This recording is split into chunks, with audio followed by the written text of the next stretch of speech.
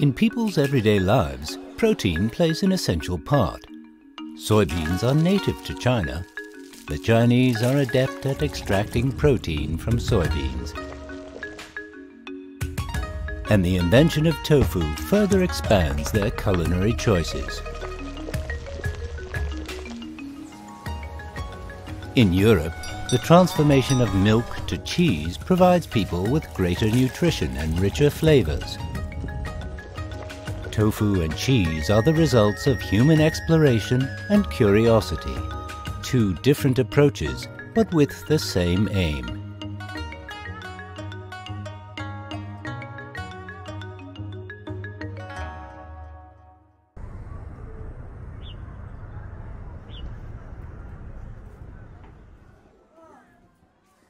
Huang Daiping from Zhong County, Chongqing, runs an esteemed tofu factory.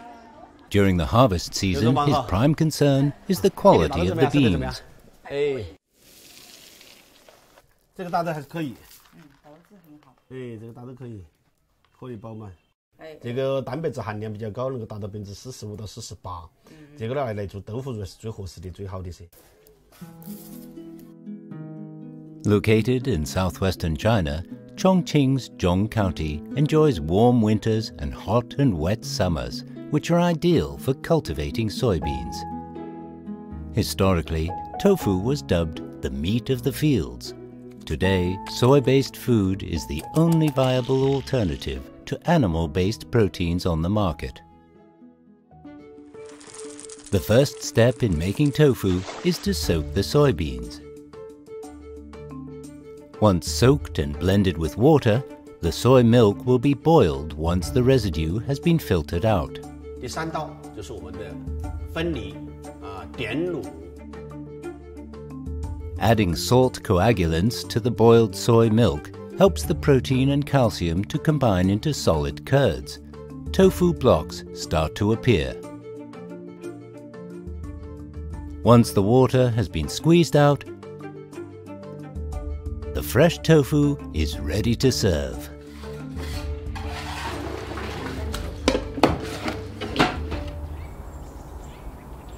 China is the home of soybeans, especially the high-protein yellow soybeans. As early as the Western Han Dynasty, 1900 years ago, Chinese people were making tofu out of beans. Nowadays, tofu is widely made by people all over China. The invention of tofu has significantly increased the people's intake of protein.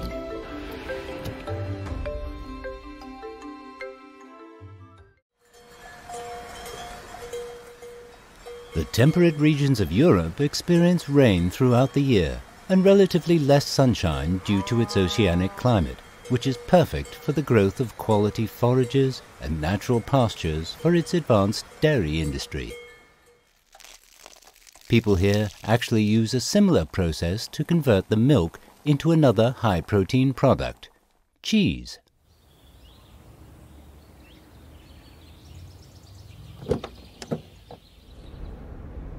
Faraz is a cheese enthusiast. 25 years ago, he visited Dali for the first time. Now he's running a cheese factory here. From time to time, he visits local dairy farmers for quality control. It's good. So the Dali climate in general, it has a high altitude, so it's a cooler climate. And this produces good quality grass, so cows are able to produce good quality milk because of the climate conditions. The Bai people in Dali are good at converting milk into milk fan, which has a soft and subtle milky taste after it's been air-dried. We also realized that there is the Yunnan Rubin Nailao and Rushang.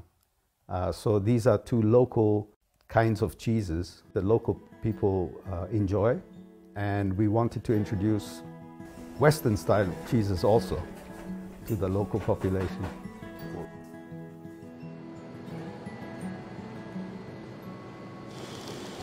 Fast heat the milk to 85 degrees Celsius for pasteurization. Add in fermentation ingredients to make the milk product lactic acid. With the help of enzyme, the milk is separated into curds and whey. Squeeze out the remaining water for the end product, cheese.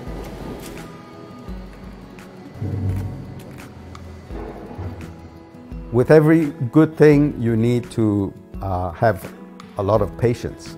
So for cheese making, according to the different kinds of cheese, you need to follow the steps without shortcuts. Each step of the way, you have to wait a certain time for the curds to coagulate, for the temperature to be right. For millennia, Europeans have been making cheese using this very method. In the past, when refrigeration technology and resources were not available, people were able to store protein in this way for a longer period of time.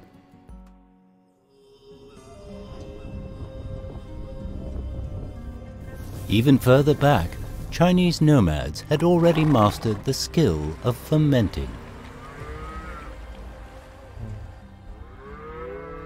Tao Gao, an intangible inheritor of Cha Gan Yi Di, a dairy product in Inner Mongolia, has been making milk tofu for more than 30 years. This is a dairy production technique that has been passed down over the generations. People living on the grasslands can't live without milk tea and milk tofu for their vitamins and minerals, for vegetables and fruits are not easily accessible.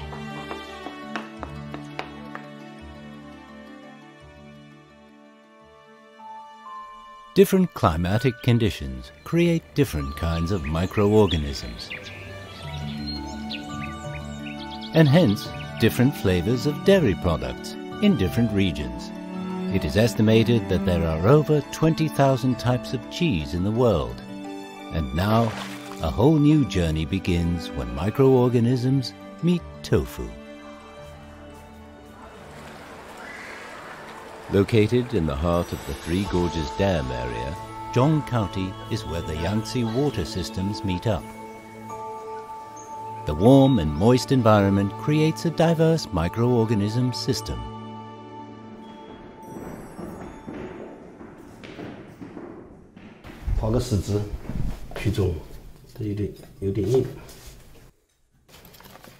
In this sealed jar, here is soil from Zhong County dating back 200 years that perfectly stores the original microbes. Every year during the Spring Festival, Huang Daiping will cut open the wax and put the newly made tofu into the soil to ferment.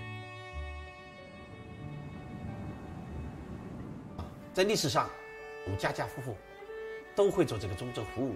现在我们使用的这个配方，就是经过1000多年传承下来的。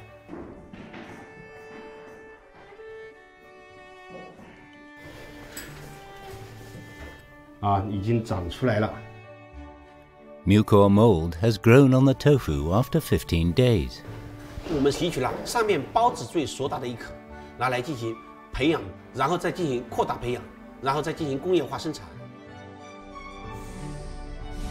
Once fermented, the inner structure of the tofu has significantly changed.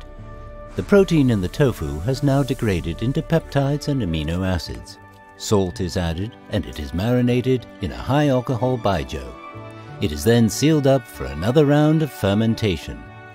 After a series of processes, the flavor of the tofu becomes salty and more sophisticated. Protein in the tofu can be stored for a longer period of time, just like with cheese.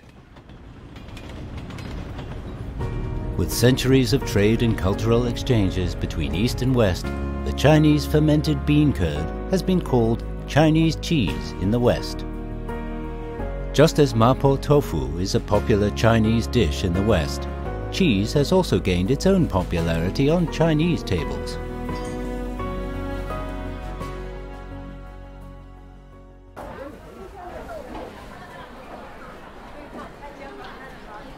This is 是嫩豆腐吗？要是做麻婆豆腐，那个是最适合。这个是吧？这个是什么豆做的？黄豆是吧？ Sasha from Germany has been living in China for 16 years. Working in the catering industry, Sasha has a huge interest in tofu. 很喜欢豆腐，比如说麻婆豆腐或者凉拌豆腐都很好吃的。今天正好是元宵，然后约了几个朋友，然后给他们做一个麻婆豆腐。 Similar to cheese, tofu is popular in Europe for its low fat, low calories, low cholesterol, and rich dietary fiber. 现在很多在德国就是变得特别普遍，是用豆腐做成就是特别传统的一些德国的菜，譬如说有很多豆腐肠，在德国所有的那些肉的东西都有一个豆腐的版本。 For a cooking enthusiast like Sasha, his understanding of tofu is just like that of a professional Chinese chef. 它跟什么都能搭，就是在汤里面煎的、炒的、炸的都可以，基本上是一片空白。我想填什么，我就可以加什么东西。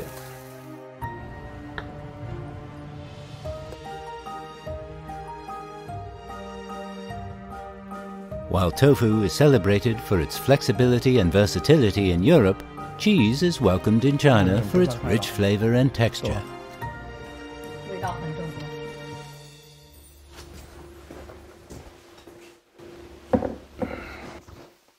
Liu Yang from Hebei province owns a cheese factory in Beijing. First thing every morning, he checks on his cheese.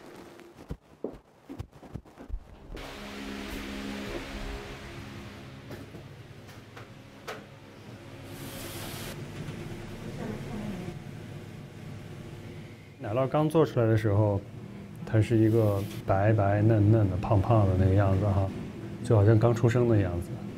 然后再过了一段时间呢，它就开始发酵，长出毛发，然后这个时候呢，它就开始有味道了。它后期它的熟成会变得味道逐渐的变重，表面的这些微生物啊、霉菌啊，它们也有一个衰老的过程，真的是像人的一个生命周期一样。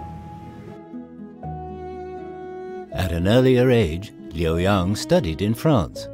What attracted him most wasn't just the beautiful scenery, but the local traditional food, cheese.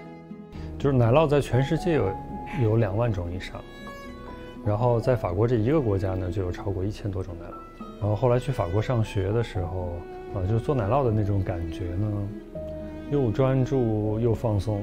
我觉得当时对我来说最大的收益就是。 极大地缓解我的这个学业的压力。 After going back to China, Liu Yang opened up a French-style cheese factory in Beijing.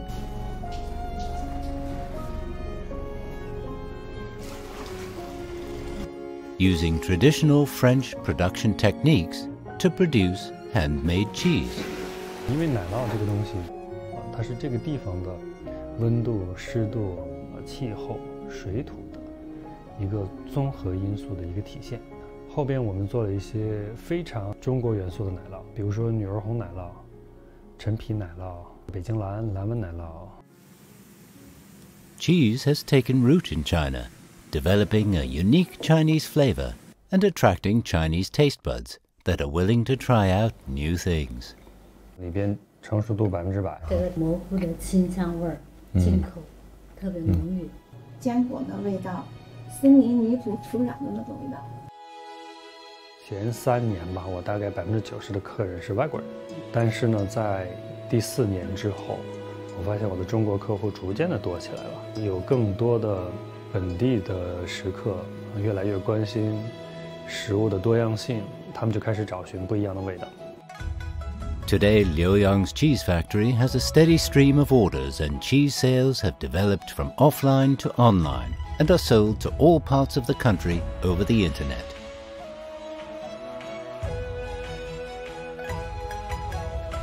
From north to south and east to west, people have toiled for protein. By following nature, we have gained inspiration for food preservation. The meeting of tofu and cheese is an epitome of humanity. We are all different, yet so similar.